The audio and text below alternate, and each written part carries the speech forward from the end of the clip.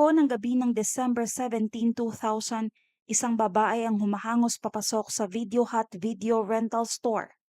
Wala siyang sapin sa mga paa at bakas ang dugo sa kanyang mukha at mga kamay. Ang babae na ito ay si Michelle Thier. Sa gitna ng kanyang pagkakataranta, pasigaw siyang nakiusap sa manager. Tumawag kayo ng 911 na baril ang asawa ko.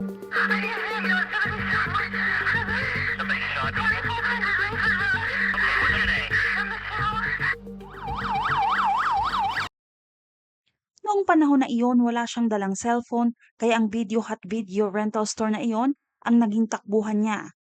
Makalipas lamang ang ilang minuto, dumating na ang mga paramedics at kasunod agad ang Fayetteville Police. Pagdating nila sa lugar, isang nakakapanlumong tanawin ang sumalubong. Doon sa parking lot katabi ng video store, nakaparada ang isang red Ford Explorer.